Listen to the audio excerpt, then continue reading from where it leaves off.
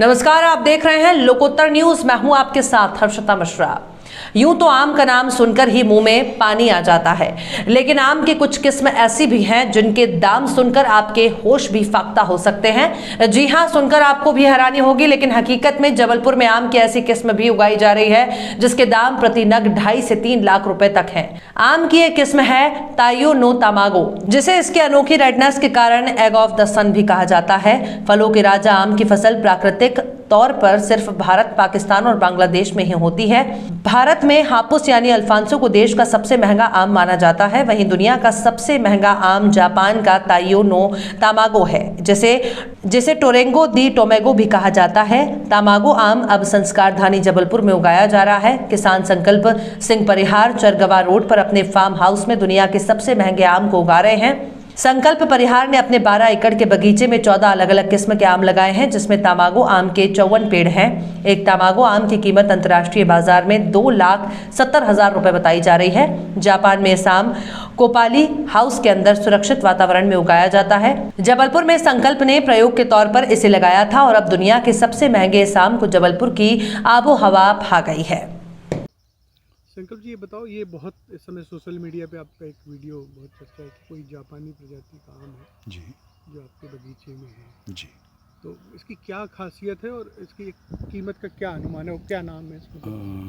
Actually जो जापानी प्रजाति के हमारे यहाँ 6 मैंगो करीब हमारे बगीचे में है, बट उसमें जो सबसे ज़्यादा लोगों को पसंद आया, लोगों ने इसको अप्रिशिएट किया है, वो टोरेंगो दी टोमेगो है। क्योंकि शुरुआत में हमको भी नहीं मालूम था कि ये इतना कॉस्टली मैंगो है। बहुत नॉर्मल वे में लगाया था इसको हम लोगों ने। और जैसे अन्य बच्चे हमारे यहाँ पर बगीचे में है, मल्लिका है, आम्रपाली, दशहरी, लंगड़ा, उन्हीं बच्चों के साथ इनको भी प्लांटेशन किया था इन बच्चों का। और इन बच्चों ने कोई ख़ास डिमांड भी नहीं करी कि हम कुछ अनोखे हैं तो। और फिर उनका जब प्रोडक्शन स्टार्ट हुआ, जब फल आए और फलों का कलर हुआ, तो लोग उसको निहारते रह गए।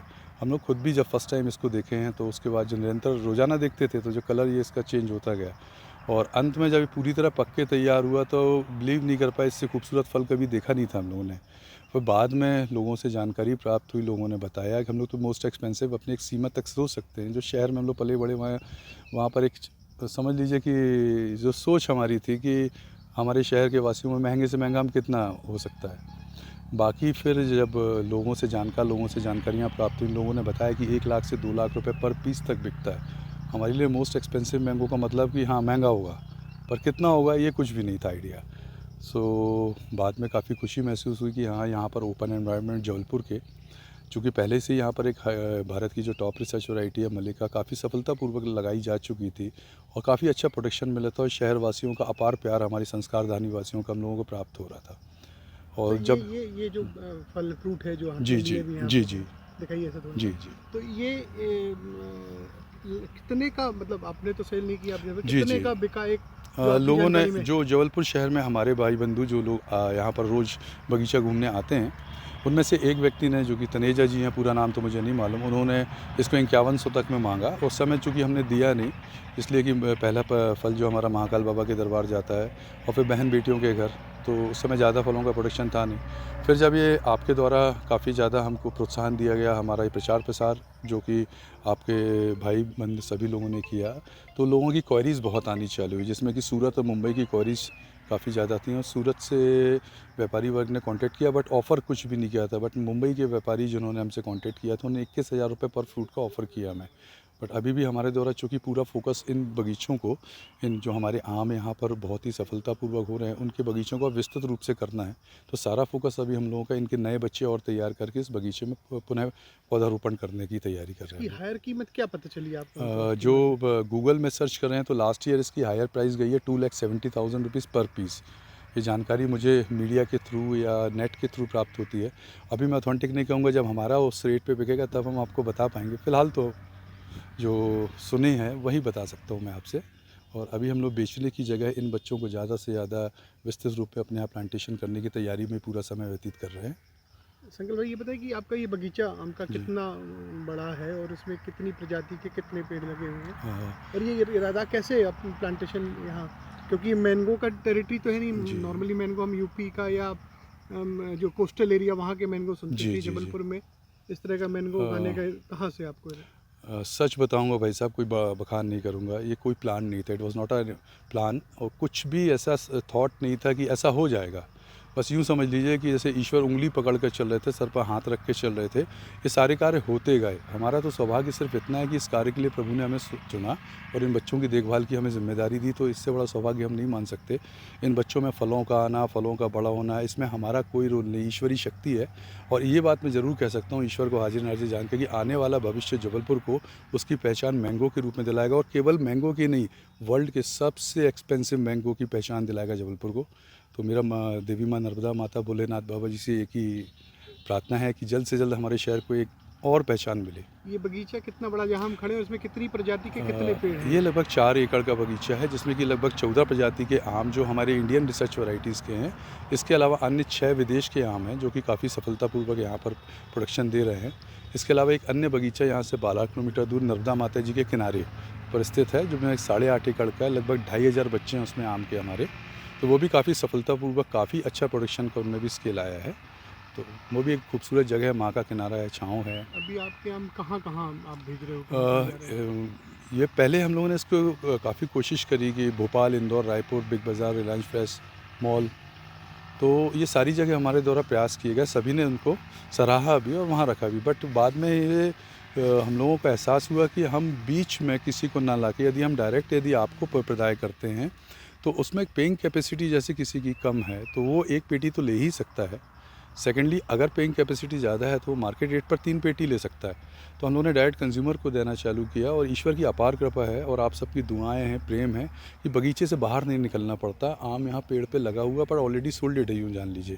तो रोज़ाना हज़ारों तो नहीं कहूँगा, सैकड़ों फ़ोन आते हैं और उन सब की पेटियाँ बना के रख दी जाती हैं यहाँ पर, और वो यहाँ आके अपने परिवार के साथ समय व्यतीत करते हैं आम के बगीचे में, पेटियाँ लेके जाते हैं। तो उन सब की दुआएं भी मिलती हैं और आप सबका प्रेम भी मिलता है। दतिया जिले में कोरोना संक्रमण काल में लोगों को कोरोना वायरस से बचाव के लिए उत्कृष्ट जागरूकता कार्य के लिए मुख्यमंत्री शिवराज सिंह चौहान ने दतिया के ग्राम परासरी में बाल प्रगति संस्थान संचालक सुदीप तिवारी को सम्मानित किया। मुख्यमंत्री शिवराज सिंह चौहान ने कहा है कि वैश्विक महामारी कोविड-19 को हराने के लिए और खुद को सुरक्षित रखने के लिए कोरोना वैक्सीन लगवाना आवश्यक है। जिले में कोविड-19 वैक्सीनेशन के लिए समाज में जागरूकता के लिए बेहतर कार्य करने वाले बाल प्रगति संस्थान के संचालक सुदीप तिवारी और अन्य प्रेरकों को श्रीफल और शॉल भेंट कर सम्मानित किया गया। कार्यक्रम में मुख्य रूप से गृह मंत्री डॉक्टर नरोत्तम मिश्रा, सांसद संध्या राय, भांडेर विधायक रक्षा संतराम सिरोनिया, भाजपा जिला अध्यक्ष सुरेंद्र बुधोलिया, संभागीय commissioner Ashish Saxena, DIG Sachin Atulkar, collector Sanjay Kumar, SPG Aman Singh Rathore और जनप्रतिनिधिगण, पत्रकार और अधिकारीगण और गणमान्य नागरिक उपस्थित रहे। बेहतर कार्य करने वाले बाल प्रगति संस्थान के संचालक सुदीप तिवारी और अन्य प्रेरकों को श्रीफल और शॉल भेंटकर सम्मानित किया। दमोह जिले के हटा में अशासकीय शिक्षण संस्था संगठन द्वारा एक ज्ञापन एसडीएम गगन बिसेन को सौंपने से पहले निजी स्कूल संचालकों से भैंस के आगे बीन बजाकर राज्य शासन से नियम शर्तों सहित स्कूल खोलने की मांग की। ज्ञापन में उल्लेख किया गया है कि संक्रमण से मध्य प्रदेश शासन को केंद्र से मांगकर विद्यार्थियों को टीकाकरण की व्यवस्था करवाकर टीकाकरण के बाद पालकों की सहमति से छात्रों को विद्यालय में शिक्षण के लिए बुलाया जाए। साथ ही विद्यालयों में कार्यरत स्टाफ कर्मियों को टीकाकरण शीघ्र कराया जाए, जिससे विद्यार्थियों और अभिभावकों में भय नहीं रहे। शासन को स्पष्ट निर्देश जारी करना चाहिए, जिसमें कक्षा नर्सरी 1 से 12वीं तक के विद्यार्थी जहां जहां अध्ययनरत है वर्तमान में वो इस सत्र में वहीं रहे। सिर्फ पूर्ण शुल्क जमा उपरांत स्थानांतरण के प्रकरणों को छोड़कर किसी अन्य विद्यालय में प्रवेश न दिया जाए और मैपिंग न की जाए। अशासकीय विद्यालयों द्वारा उनकी परिस्थितियों के अनुसार वैकल्पिक शिक्षण व्यवस्था, ऑनलाइन व्हाट्सएप ऐप, मोहल्ला कक्षाएं, प्रोजेक्ट आधारित शिक्षण और अन्य से शिक्षण की अनुमति दी जाए। आरटीई के सत्र 2020-21 और पूर्ववर्ती वर्षों की शेष शुल्क प्रतिपूर्ति समस्त जिलों में राशि जारी करवाकर त्वरित और पूर्ण रूप से की जाए। चांद ब्लॉक में सांसद नकुलनाथ जी का जन्मदिन सेवा भाव के रूप में मनाया गया। सुबह 10 बजे नगर परिषद के वार्ड क्रमांक 1 और 2 में पूर्व नगर परिषद अध्यक्ष भारती वैष्णव ने वैक्सीनेशन सेंटर में भारत माता महात्मा गांधी के छायाचित्र पर पुष्पमाला अर्पित कर वैक्सीनेशन की शुरुआत करवाई। सांसद प्रतिनिधि ऋषि वैष्णव द्वारा जिन लोगों ने वैक्सीनेशन लगवाया उन्हें अपने साथियों के साथ फल वितरण किए गए और भारती वैष्णव के द्वारा समस्त जनता जनार्दन से अपील की गई है कि सभी लोग वैक्सीन जरूर लगवाएं और अपने परिवार परिवार को और स्वयं को और कोरोना वायरस से सुरक्षित रखें। नकुलनाथ के जन्मदिन पर सेवा दल के ब्लॉक अध्यक्ष राजेंद्र डहरिया द्वारा माता मंदिर प्रांगण में ब्लॉक कांग्रेस अध्यक्ष राजेंद्र पटेल, नगर कांग्रेस अध्यक्ष बाल मुकुंद अयोधी, सांसद प्रतिनिधि ऋषि वैष्णव और समस्त कांग्रेसियों के साथ मिलकर हमारे सांसद नकुलनाथ की लंबी उम्र हो और वो ऐसे संकट की घड़ी में जिले वासियों की मदद करते रहें। श्री हनुमान महाराज की चालीसा पढ़कर सांसद महोदय का जन्मदिन मनाया गया।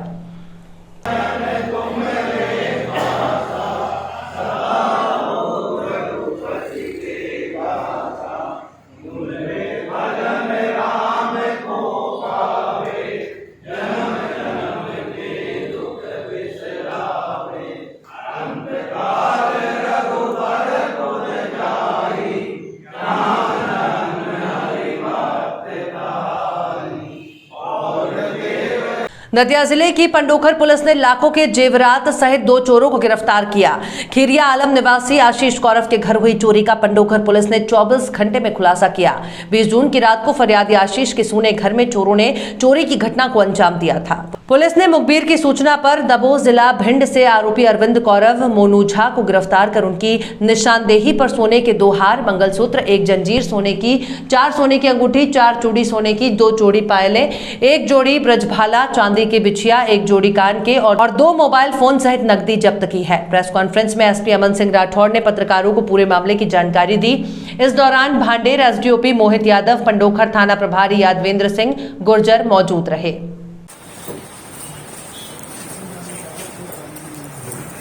काफ़ी बड़ी नकबजनी की घटना घटित हुई। फरियादी आशीष गौरव एक शादी में गए थे अपने परिवार में कहीं, पीछे से उनके घर पे अज्ञात चोरों ने घुस के लगभग 6.5 लाख रुपए के तत्काल बाद थाना प्रभारी पंडोखर ने काफ़ी मेहनत करते हुए अपने मोबाइल सिस्टम को एक्टिवेट किया और उन्हें जानकारी मिली कि जो 2 संदिग्ध हैं जो इस घटना में शामिल हो सकते हैं वो भिंड में है। जब वो गए ये वहाँ पे उन दोनों को अरेस्ट किया।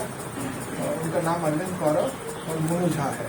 और सबसे अच्छी बात यह है कि इसमें टोटल मशरूका जो था पूरा का पूरा 6.5 लाख रुपए के जेवर और नकदी और दोनों मोबाइल जो चोरों द्वारा चुराए गए थे पूरा रिकवर किया गया है। नकबजनी की घटना हमेशा एक चैलेंजिंग रहती है। तो किसी के घर में घुस के अगर चोरी होती है तो एक असुरक्षा का भाव लोगों में आता है और जब वो रिकवरी होती है, इससे पहले भी बड़ौनी में शादी में काफ़ी बड़ी चोरी हुई थी, उसमें भी अच्छी रिकवरी हुई थी और इसमें 100% रिकवरी हुई है। तो मैं यादवेंद्र और उनकी पूरी टीम को बधाई देता हूँ और आईजी साहब के माध्यम से हम इनका विशेष दर्जा देकर के सम्मान करेंगे। मंडला के घुघरी विकास खंड के ग्राम सुरहाली में माननीय मुख्यमंत्री जी के द्वारा चलाए जा रहे वैक्सीनेशन के महाअभियान के अंतर्गत कलेक्टर महोदय के निर्देश पर आजीवन मिशन के द्वारा स्वयं सहायता समूह की महिलाओं के घर घर जाकर संपर्क अभियान चलाया गया, जिसके अंतर्गत देवी स्वयं सहायता समूह के सभी 12 सदस्यों ने अपना वैक्सीनेशन करवाया, जिससे गांव में वैक्सीनेशन के प्रति सकारात्मक माहौल बन गया है। प्राथमिक स्वास्थ्य केंद्र सुरहली में अभी तक वैक्सीनेशन की स्थिति निराशाजनक थी, लेकिन सभी के लगातार प्रयासों से 15 लोगों ने वैक्सीनेशन कराया, जिसमें शिक्षा विभाग, स्वास्थ्य विभाग, महिला और बाल विकास विभाग के साथ ही आजीविका मिशन की टीम लगातार ग्राम में रही। इस अवसर पर आजीविका मिशन के ब्लॉक मैनेजर दीपक बाजपेयी, धर्मेंद्र मिश्रा, ग्राम संगठन सचिव रजनी पंडरिया, डॉक्टर मालवीय तेजलाल धुर्वे, मंडल संयोजक की उपस्थिति सराहनीय रही। बस ठीक है। क्या नाम है आपका? रजनी पनरिया। आज क्या हो रहा है यहाँ पर? टीकाकरण हो रहा है। इसके पहले कोई तैयार नहीं थे टीकाकरण कराने के लिए, तो हमारे आजीविका मिशन की तरफ से सभी ने प्रयास किया मिलके और आज टीकाकरण हुआ। कितने लोगों ने टीका लगवाया? 14 लोगों ने लगवाया। इसमें ग्राम संगठन की क्या भूमिका रही? इसमें ग्राम संगठन की बहुत भूमिका निभाए और प्रयास करके आज टीकाकरण हुआ। ठीक है, धन्यवाद।